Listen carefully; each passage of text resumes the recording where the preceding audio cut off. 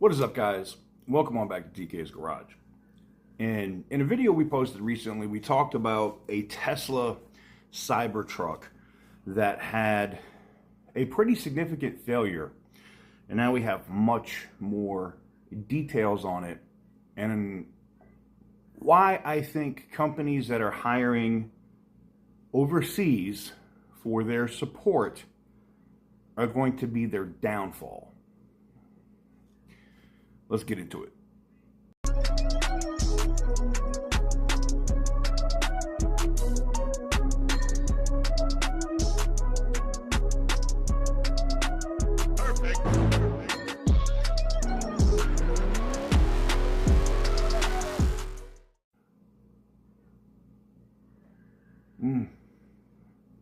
Stress. Yeah, they're stressing right now. Anyways, I wanted to get into today's video and talk a little bit about the Tesla Cybertruck that customer had just purchased, drove it 30-something miles, went to a supercharging station, plugged it in, where it immediately started dumping coolant. Now, most likely, and I got this because I talked to two different people that actually work in Texas that build the Cybertruck, that most likely one of the fittings under the truck by the battery, and it's part of the cooling system that keeps the battery cool during supercharging, wasn't connected properly, or it could have been a bad quick connection. It happens. Where this story went crazy is the fact that when the customer took the time to call and say, hey, I just bought this truck and it's leaking coolant everywhere, I need a tow truck, this has got to come back to Tesla, they said no, and it wasn't going to be covered under warranty. Well, obviously, you know how the internet works, right? You just spent over $100,000 on a truck that probably ain't worth that, and you drove it 35 miles and it broke. I have experience with that with GM. I bought a 2020, as soon as it came out, 3.0 liter Duramax. Yeah, that horrible engine that has the belt, the timing belt and everything on the back of the engine. Yeah, I had that truck for 18 miles or 28 miles, one or the other, before it ran hot and blew a head gasket.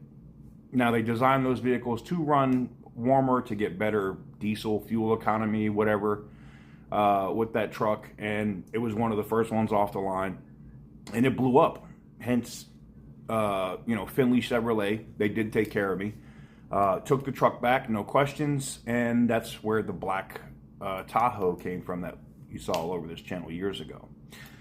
Now, for Tesla's credit, Tesla, once it got sent up and the customer actually tagged Elon on it, and they saw the issue. And here's the thing, Elon pays attention to everything that's on X, all right? Like, if he's tagged in it and it's getting traction, he's going to look at it. And that's what happened in this case. And in this case, they took care of it. And it should have been taken care of immediately. The customer shouldn't have had to argue with somebody on the phone to get a tow truck for them to take it to Tesla. It should have just immediately been handled. Part of that problem, and I think we're going to see this with Stellantis, with all the Dodge products, and I think we're going to continue to see this with Tesla, is when you call to get somebody from support, you're not getting somebody from here. They actually don't know the products. They actually don't even know if something is covered by warranty or not. They're just initially saying no. And that's going to be a problem, because this is a black eye on all the other black eyes that the Tesla Cybertruck already has. This shouldn't even be a story. But the fact that Tesla, and this isn't just on Elon, this ain't just on Elon Musk, this is on the rest of that board and the people that are making the hiring decisions for whoever their support staff is when you call to have an issue. Now, we've already seen other Tesla stories this year. People that we don't even talk to over here at the channel anymore had issues ordering a Tesla, got the wrong one or whatever, or something wasn't wrong. Now, granted, it also comes down to, if you're a customer, you have to pay attention. All right?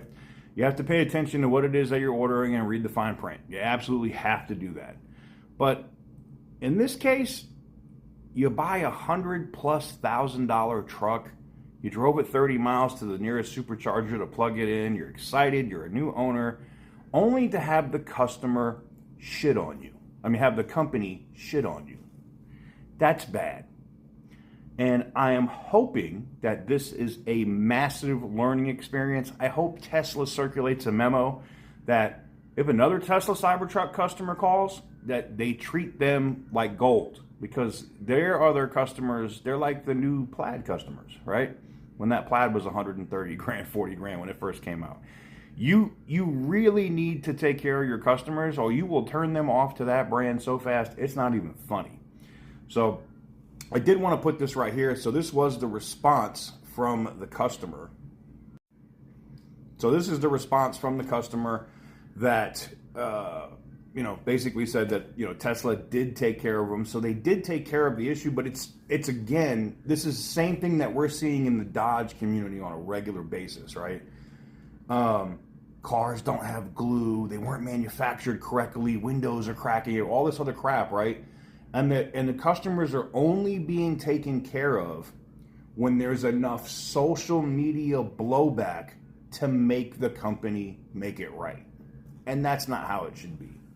Just my opinion. Let me know what you guys think in the comment section down below.